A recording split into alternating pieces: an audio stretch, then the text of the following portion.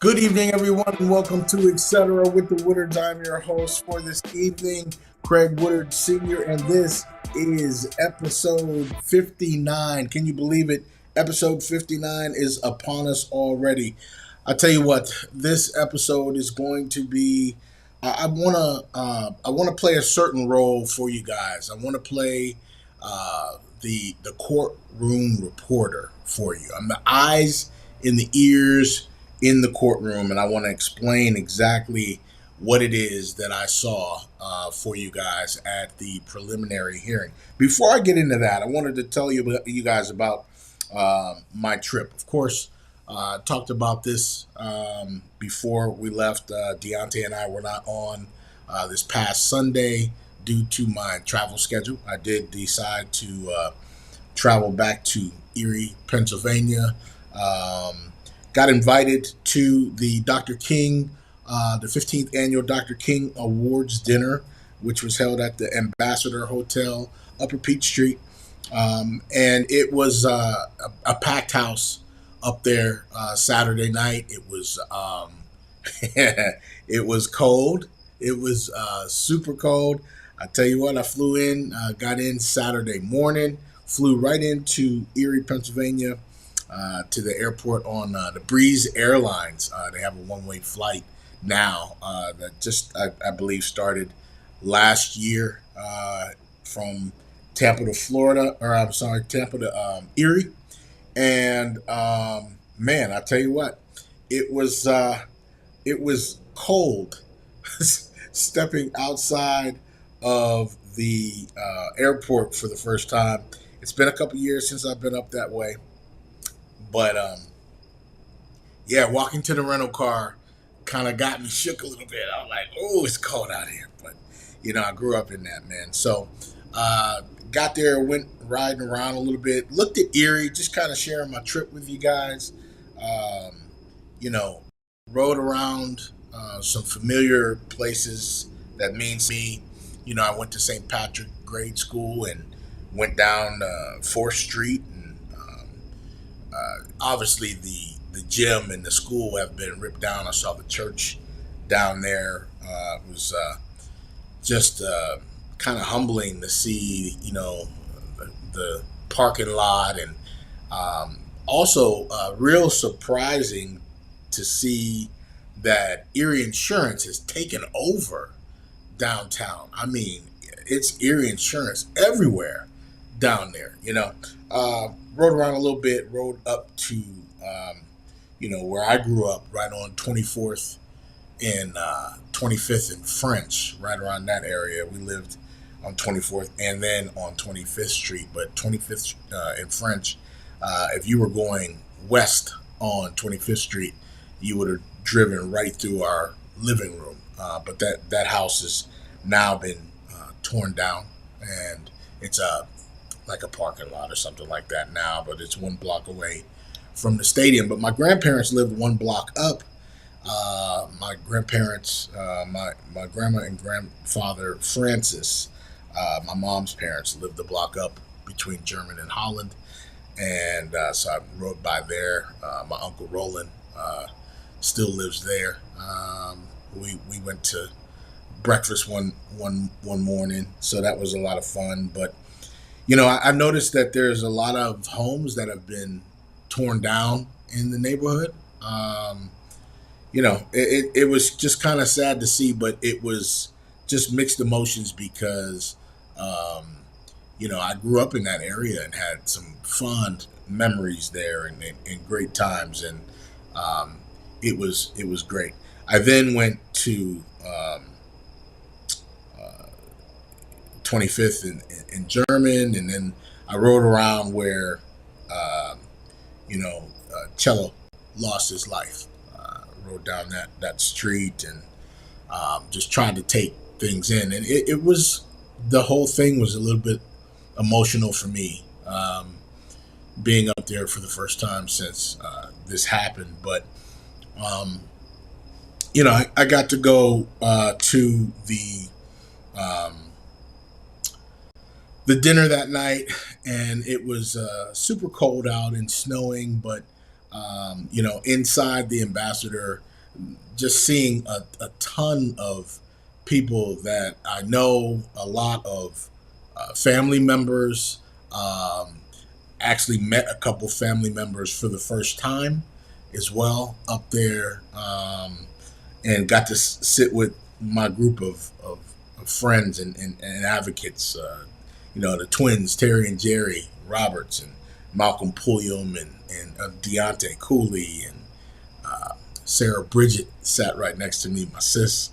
Um, Shakira Franklin sat with us, and um, Malcolm's wife was with us. It was just nice to be around them. And I just want to say something about this. We got the Social Justice Award that night during the Dr. King Awards dinner, where they were honoring James Sherrod, fellow Mercyhurst University football player, great individual, great guy, former executive director of the MLK Center. Um, and Attorney Benjamin Crump was the guest speaker there as well. So to be there on that night, that historic night, it was wonderful. Um, my old offensive line coach from Mercyhurst University, Dave Armstrong, is the president at St. Thomas University down in Miami, and he's a lawyer, and he and Ben are very good friends. And last year, James asked Dave, who played football with James at Mercyhurst as well, both of them in the Hall of Fame. He asked him if he could get Ben to come and speak at that particular dinner, which that's one of those times where Ben is extremely busy with all of the MLK events and ceremonies going on around that time. Um, been committed to Erie, Pennsylvania, and we were grateful for him to grace us with his presence. They had to kind of shift some things around because of the weather, so he went a little earlier and he left a little early to drive back to Cleveland to make a flight because he had obviously another event on Sunday, and then of course on Monday as well. But to be there was fantastic. Listen, I say this all the time. You don't advocate to get an award, but when you're rewarded for your advocacy, feels kind of good.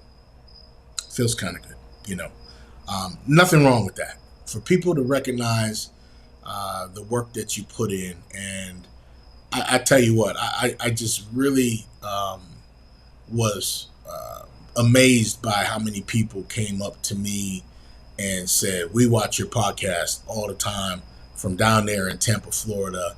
Thank you so much for advocating for cello, and in Erie, Pennsylvania." And that really, really made me feel really good because when approached by Malcolm Pulliam, and they're like, "Hey, we gotta do something. We gotta do something." And I'm like, "All right, well, I can shift my podcast a little bit and talk about what's important." And so, since July 2nd, I've dedicated this podcast to updating everybody on what has been going on with the case and the investigation. And Deontay joined me, and we've been, able to poke holes in a lot of different scenarios. And I tell you what, we were right on the money. There's some surprise things that came out of the court hearing that I'm going to share.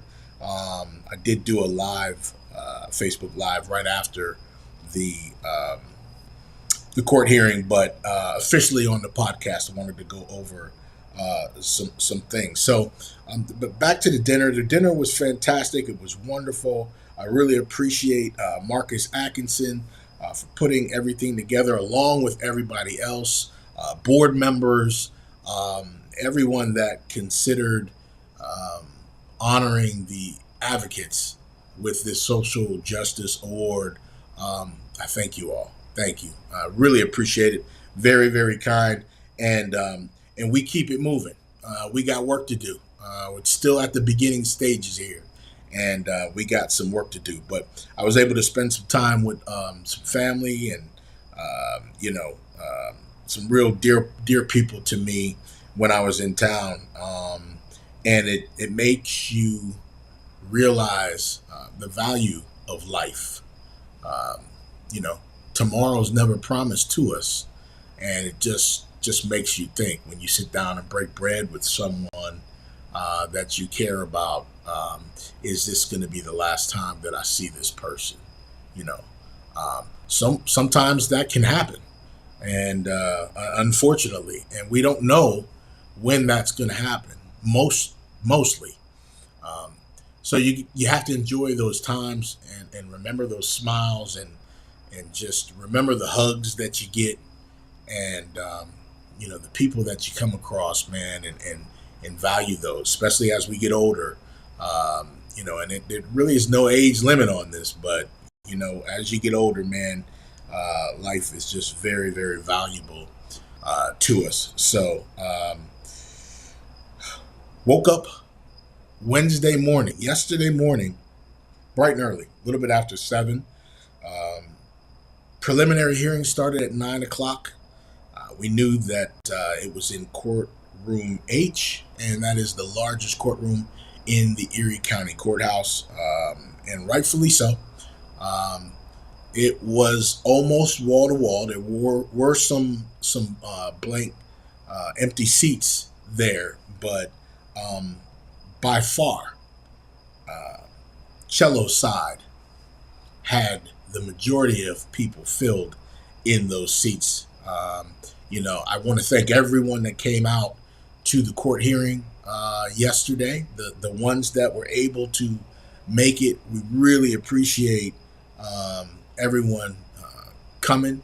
And obviously, when I speak on behalf of my cousin Sonny, and that's Cello's dad, Sonny. Um, he sat right next to me, and I kept checking in on him each time when they talked about some specific things. Um, but I want to start from the beginning. We go through the metal detectors, get upstairs, and me, Terry, and Jerry, and Cindy Triber, um, we were really the first ones to walk in there. I had never been in that courthouse before. Um, I've never been in that courtroom. Courthouse, yes, but the courtroom, no. And so when they're saying that this was the biggest one, I walked in and I'm just looking around like, wow, okay, this is where it's about to go down. And you never think, um, what if this goes the opposite way? How are we going to deal with that? How are we going to feel? And trust and believe me, those feelings went through our minds. They really, really did. I just can't explain um, how we felt walking through there. At least for myself, I felt like I was getting ready to play a game. And what I mean by that is, you know how you have the nervousness in your stomach, you have those butterflies in your stomach. That's kind of how I felt walking in there. We walked to the front, um, where the community sits, and we started to make ourselves kind of comfortable where we're trying to pick where we're going to sit at. And yeah, we were talking as a group. Um, we did say we had prayer before we came inside. Um, it was nice. It was needed. It set the tone, and actually, we had prayer when we got inside. We were standing in the front, is where we had the prayer at the front where we sit, and Jerry Roberts led us in prayer and said a wonderful prayer for us. Definitely needed, emotional. Um, all of that in a bag of chips is what it was. Because you just don't know what to expect, and then the people start coming in, and you know now this goes back to what we've been talking about through this entire process. Now we have 169 days before Sealinger was charged. He was charged on the 169th day. Today is day 34 since he's been arrested. So you combine those together. That's how long this thing has been, you know. And we have emotions running through us, and through this entire process, especially for the last 34 days, we have not seen a picture of Kevin Sealinger. It's like they were protecting his image because he's a parole agent working for the state. That's not cool.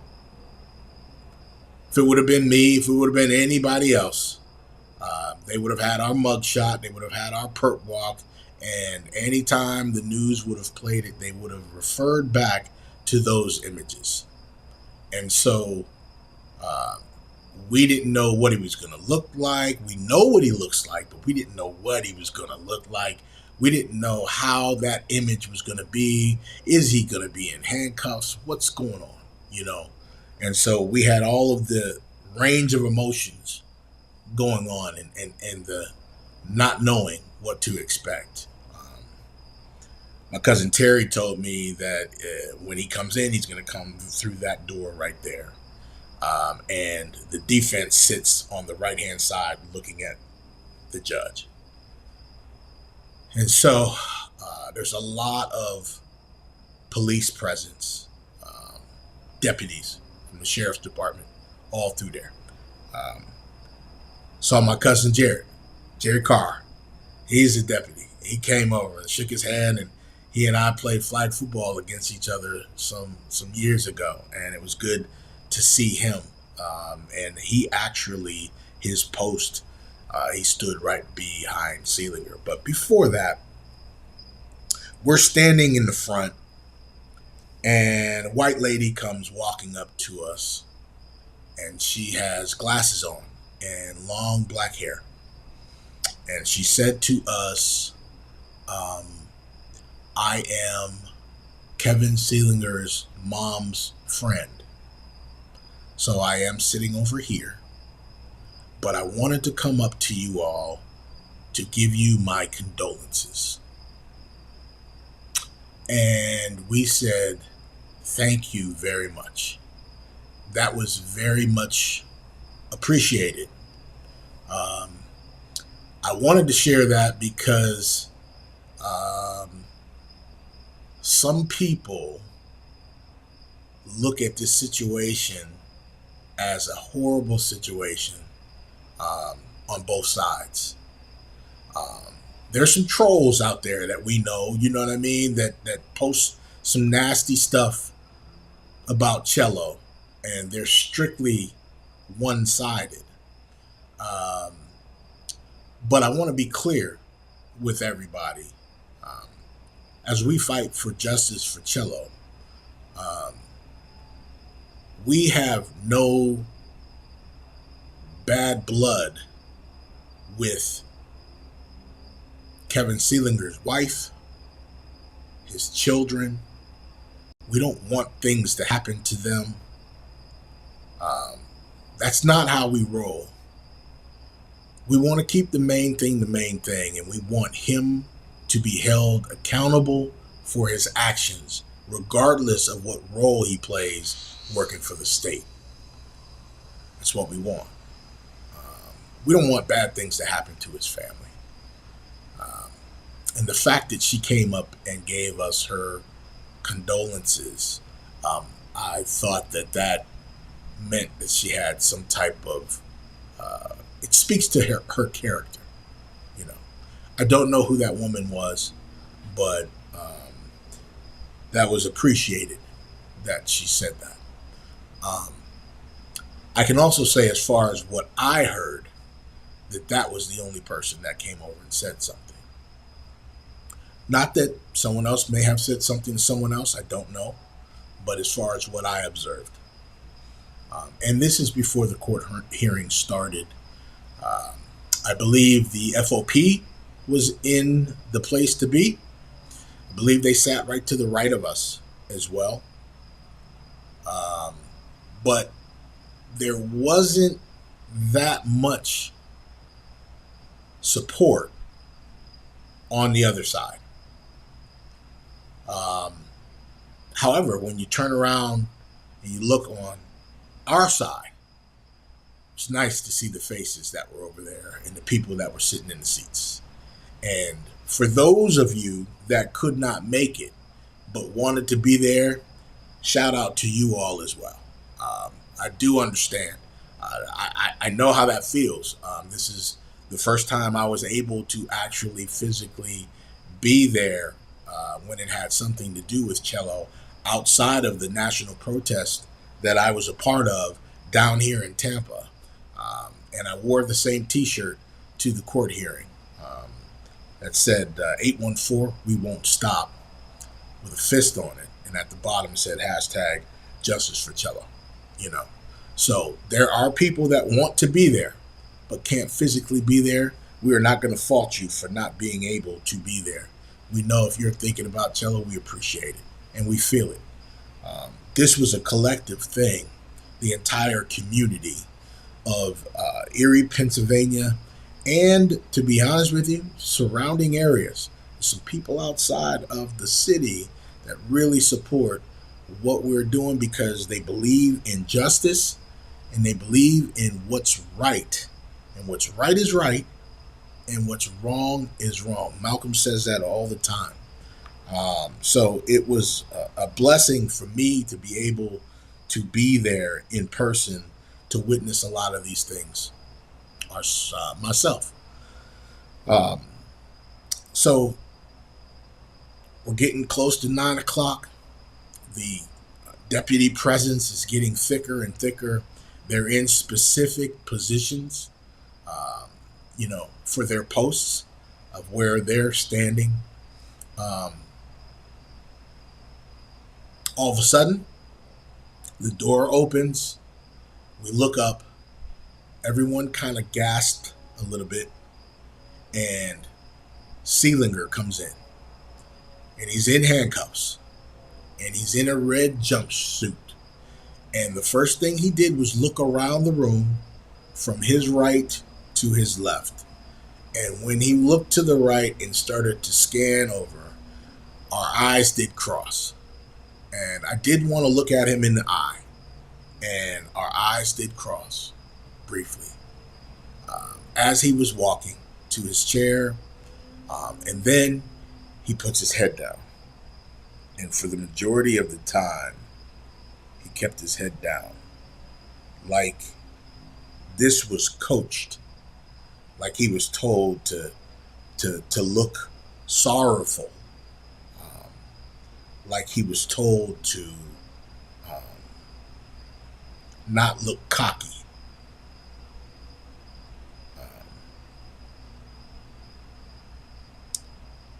For the longest time, he kept his head down like that. The judge comes in. We all stand. We're all permitted to now sit down, and promptly the hearing begins. So I didn't know how everything was going to go. I didn't know what the structure was. I didn't know how these things went, but they got right into it. Elizabeth Hers comes in. She's in there, and she gets started. So the state goes first. The state calls their first witness. The first witness that was called to the stand was Robert Richmond Jr. Robert is from the neighborhood. Great guy. Deep voice. Sounds like Barry White. He did a phenomenal job on the stand. He made sure that he didn't get tricked into answering something that was not true. He made sure that he asked Hey, what do you mean? So that they can re explain what they actually meant so he could give the correct answer. And Robert was the eyewitness that saw the entire thing. Robert had a post on Facebook that night that was removed. We don't know who removed it, but it was removed. So we knew that he was going to be able to give us, from an eyewitness standpoint, the truth of what he saw from his perspective. And um, and I want to do this as best as possible, um, to get as close as possible to the things that Robert shared with us. Robert was um, across the street on his sister's porch, and he had just come outside. And he came right outside when he saw the white vehicle pull up, which he learned to be the one that Cello was driving. And when Cello pulled up, he saw immediately behind him a white, like, minivan that pulled behind him.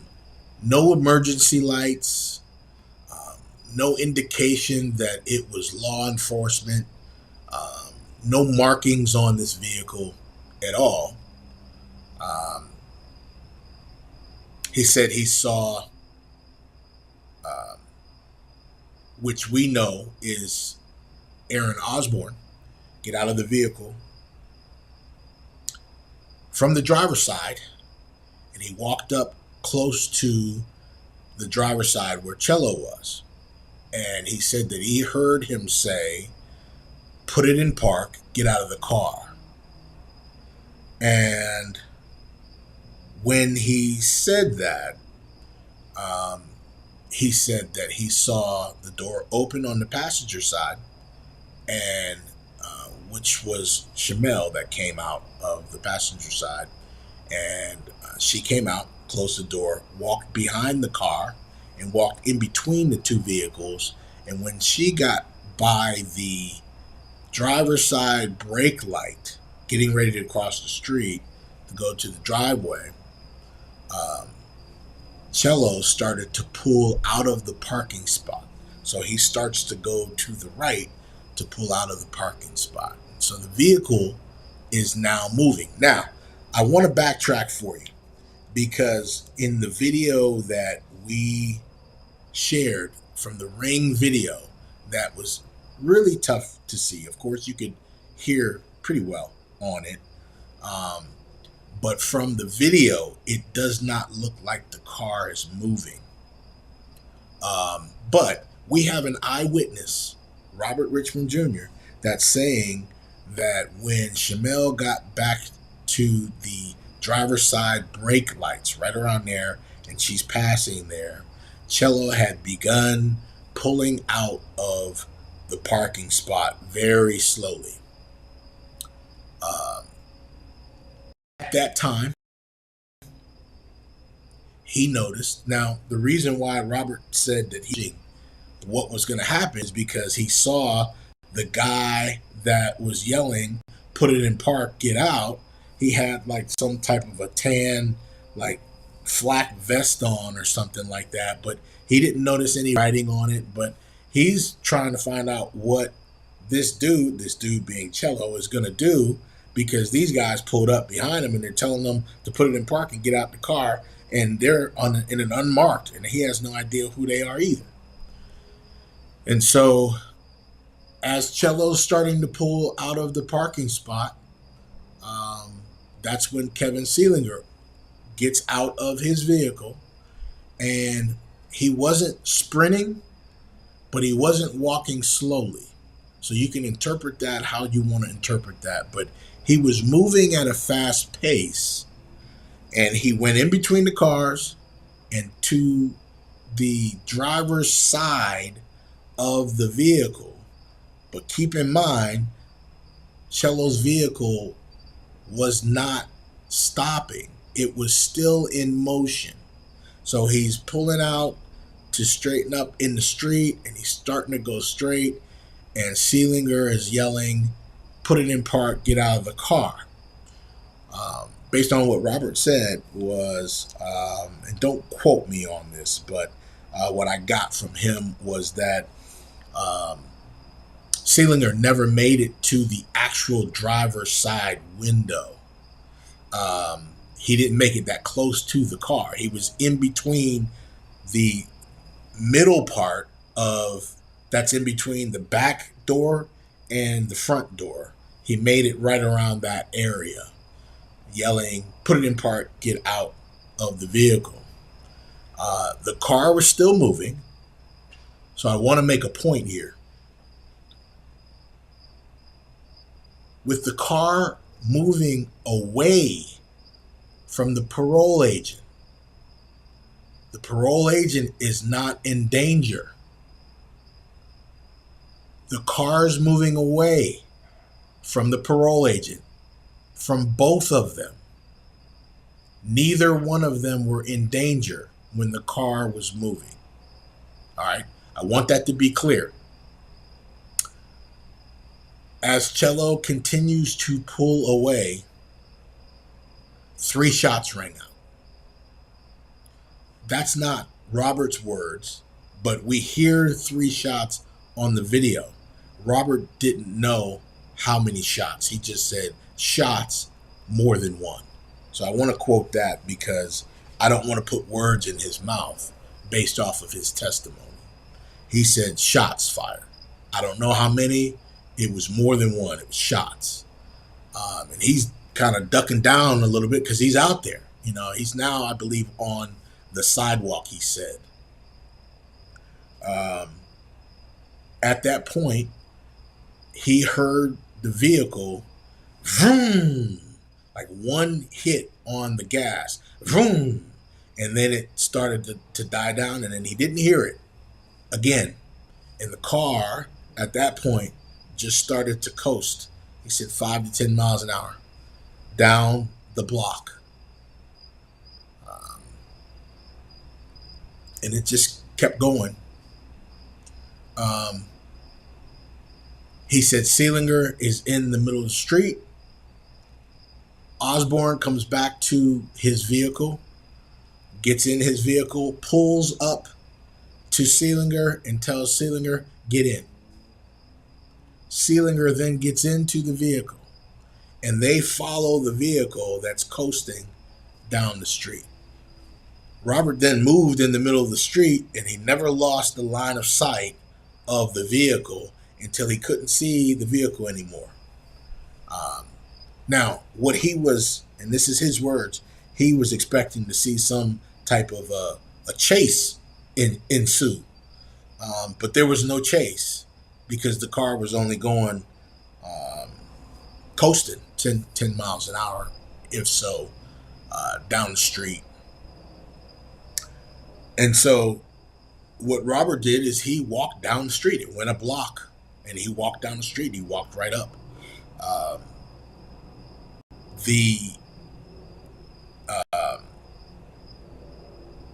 There was a call.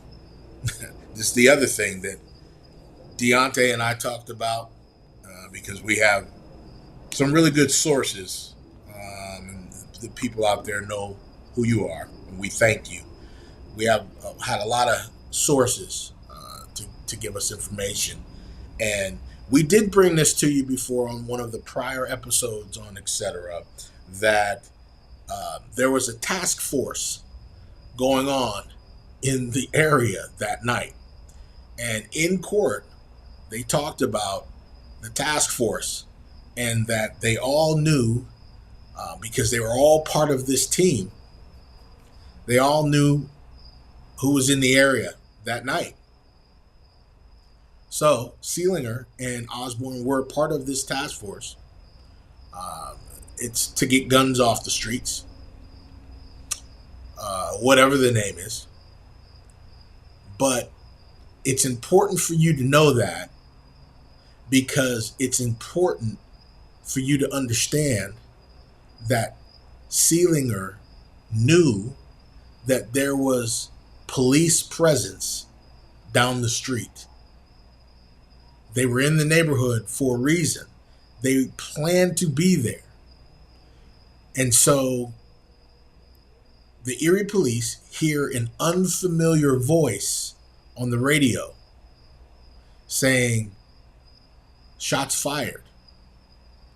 The next transmission was, it was a white vehicle or white Buick. And so one of the police officers that testified yesterday was one of the first ones on the scene.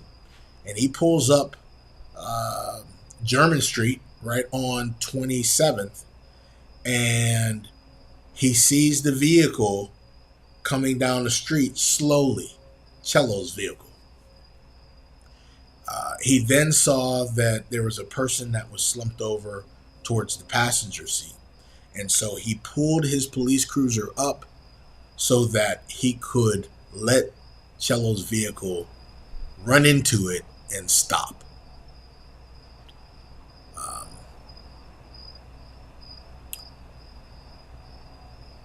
Robert has now been dismissed. We now have the second witness on the stand, which is this police officer that was first to the scene, along with his partner.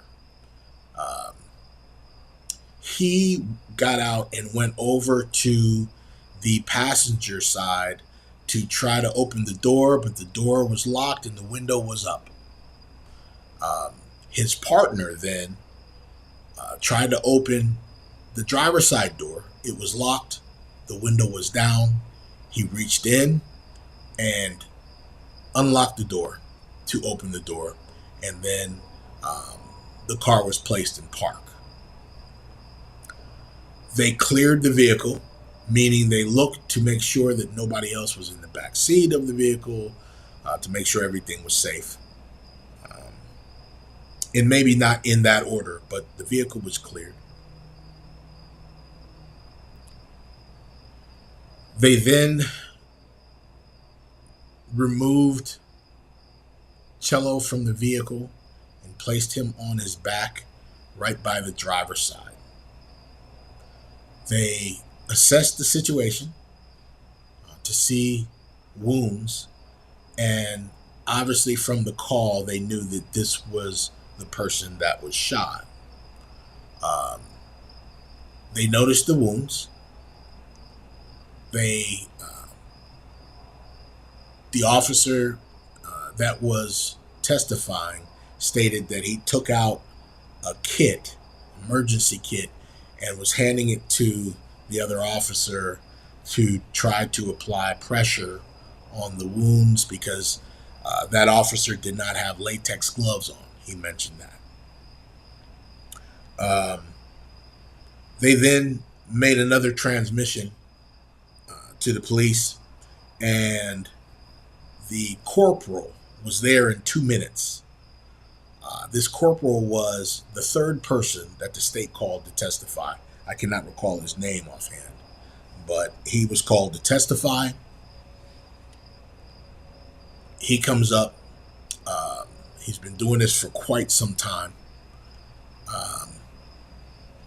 They had him read from a report, and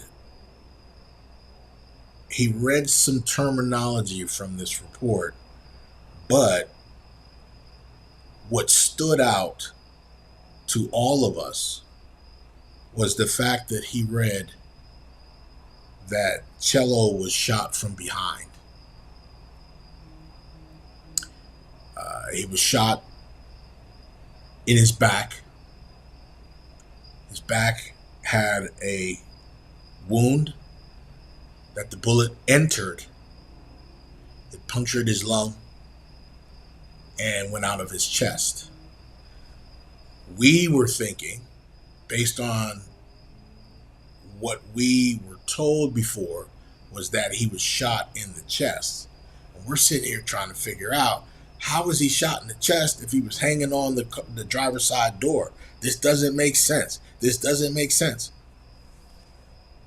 When you listen to what Robert Richmond Jr. stated, was that he never was able to get up to the driver's side. He was in between the driver's side door and the back door, and the car was consistently moving away from him. And then the 3 gunshots happened. Now it's very possible for that bullet wound to hit him in his back, and it punctured his lung. They had a term, I cannot remember the term. If Cindy was listening right now, she would put it in the notes. But I can't remember the term that he mentioned, what it was.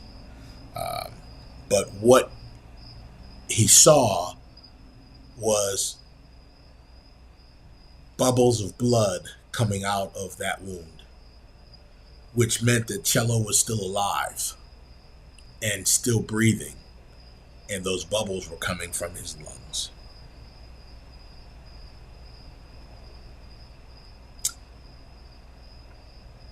He immediately started to doing life-saving measures, CPR, chest compressions. He said he did chest compressions for about 5 minutes until EMT arrived. They had to get Cello lifted on the gurney. They put a sheet underneath him, and the guys picked him up and put him on there. And then he began chest compressions again when he was on the gurney. And one of the police officers that was training with the corporal went in the ambulance along with Cello. So at one point he was still alive.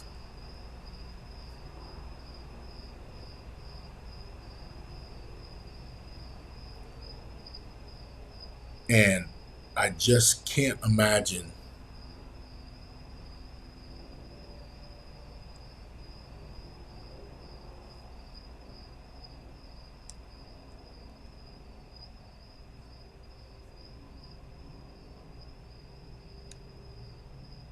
what his family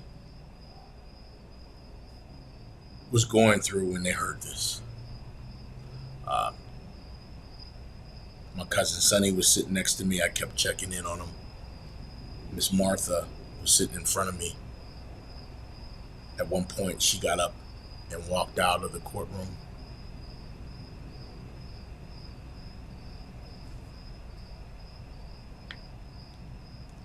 We didn't know he was shot in the back.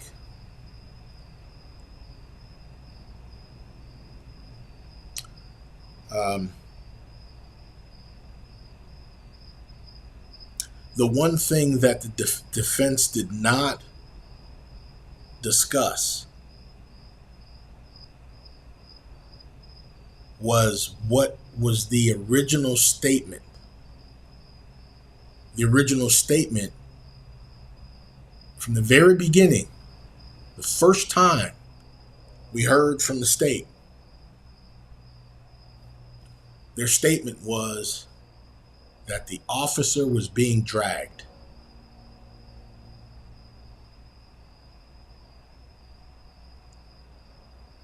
That the officer was being dragged. And that was supposed to be viewed as self-defense, because he knew if he said that, the car would be viewed as a weapon.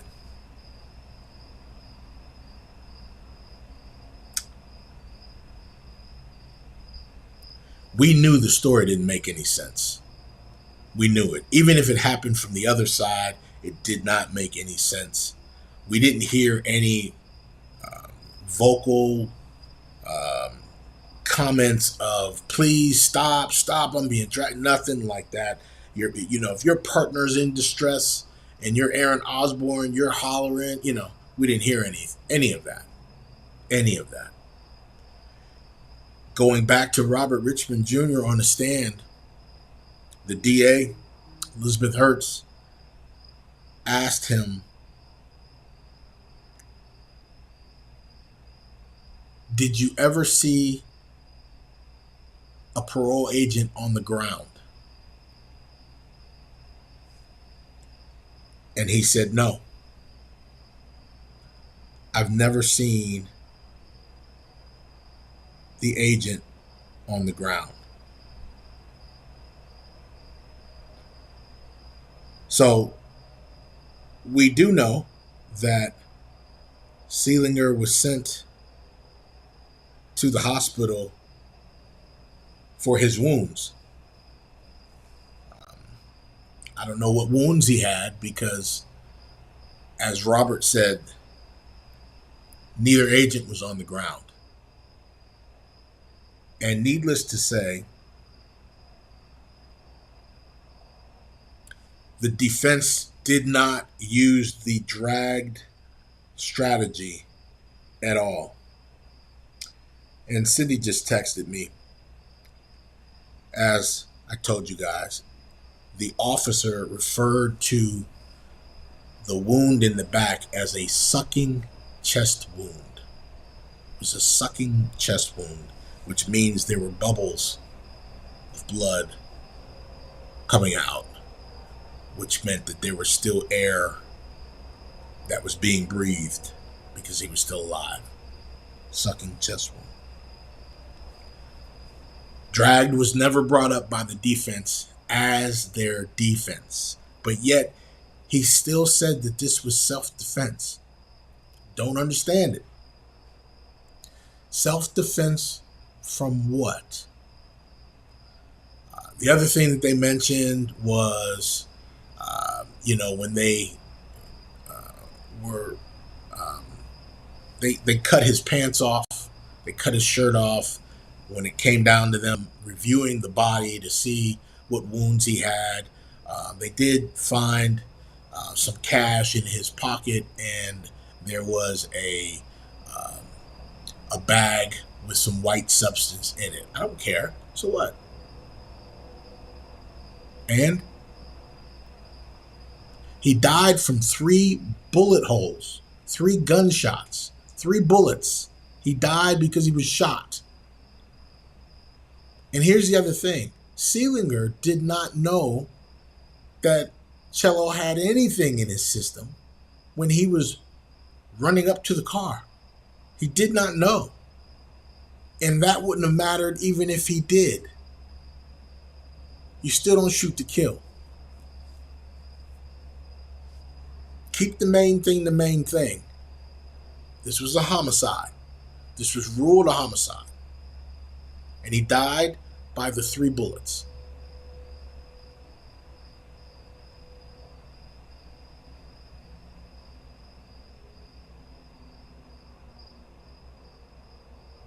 The defense never brought up being dragged. If that's your initial statement, that's what you're throwing everything on, and your attorney never brings it up, you got a problem. You got a problem. The court hearing lasted about an hour and 45 minutes. Closing arguments started after the corporal was dismissed. The defense went first, and his closing arguments were like he was closing an actual trial. Volusia, I believe, was the attorney, and he went down the list of all the charges and talked about why all these charges should be dropped. I don't think y'all heard me. He went down the list of all of the charges and gave examples of why these charges should be dropped. The statement that got us all at the end was the only thing that my client was doing that day was he was doing his job. He was doing his job. Your job is not to run up behind a car that's moving and shoot into it. He shot and killed him, hit him in the back while the car was moving away from him, and then lied in his statement and said he was being dragged. That is not your job. That is not your job. Aaron Osborne was not there. At least we did not see him there. I would love to know his side of the story because he was standing there as well. I believe because the charges that were rendered, Aaron's going to tell the truth. He doesn't want to go to jail. He has everything to lose. And I don't believe Aaron was there to do anything because he wasn't the shooter. So I hope God blesses him to be able to tell the truth when the truth matters, which is now. And I think I want to make this point that Aaron's name was brought up one time during the court hearing, and I believe it was a mistake by the defense attorney. When he was trying to refer to the first parole agent, he actually said his name. And then he kind of tried to clear it up after that. That was the first and only time we heard Aaron Osborne. It has not been in the news. It has not been in any official statements. We have been talking about both Aaron Osborne and Kevin Seelinger, even though they never mentioned who it was, because we all knew who it was. This was the first time that the defense attorney mentioned Aaron Osborne.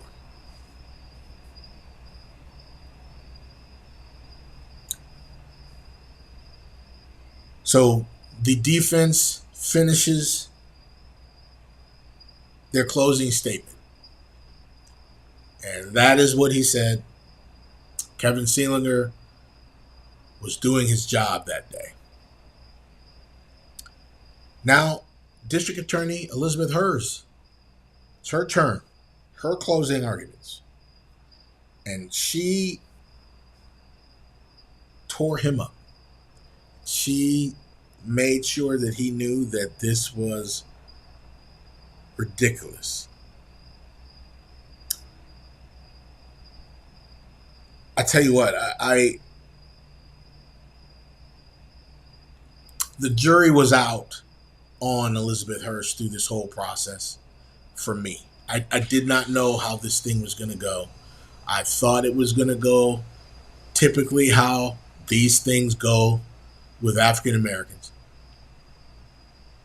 I was hoping it wouldn't. I was hoping because of everything that we discussed and talked about, all the factual stuff that we knew, all of the things that we thought we knew, were going to come out into the light. And when the charges came, I knew at that point, she's got enough. She's got enough. She closed out. And I want to read this. Cindy was sitting right next to me and she took some wonderful notes. She said, Volusia stated the phrase, law does not favor protection over perfection. This is not a standard legal maxim, but the concept implies legal systems prioritize reasonable, practical solutions over impossible, flawless ones. That a law enforcement officer does not have to wait to be hit or run over, because that would be too late to make a determination of action. That was part of his closing statement as well. Now, Based off of what that is saying, that a law enforcement officer does not have to wait to be hit or run over because that would be too late to make a determination of action. Isn't that the total opposite of if a vehicle is moving away from you, the threat is moving away from you? That doesn't apply at that point. He was shot in the back. That doesn't apply. Now, here's the problem. We know that. The state knows that. And the judge knows that. As soon as Attorney Hers was done speaking,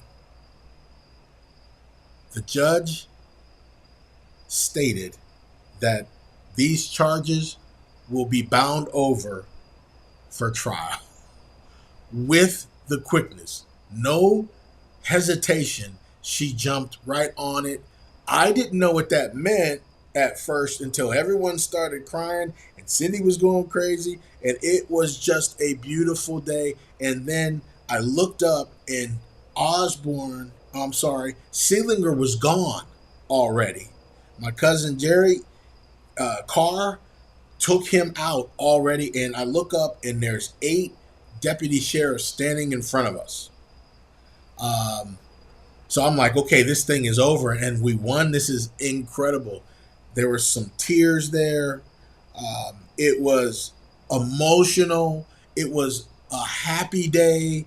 It was all the 169 days of advocating is for this time right now. It was that these 30 some odd days, yesterday was day 33 days that he was locked up. All of that was for this moment. Everyone that protested, everyone that provided water, that provided food, that made signs, that gave out and made t-shirts, everyone that went to the city council meetings, that went to the county council meetings, everyone that spoke Cello's name at town hall meetings, everyone that spoke hashtag Justice for Cello on social media, everyone that has been praying, the Sisters of Benedictine, everyone that put signs above the bridges, every single person that contributed to Justice for Cello, we got a little bit of it yesterday. We got a little bit of it yesterday. And it felt good. It felt like you could take a deep breath. It felt like you could exhale. But don't get it twisted. Cello's not with us. Miss Martha is still grieving. Cello's kids are still grieving. My cousin Sonny, Charles, he's still grieving.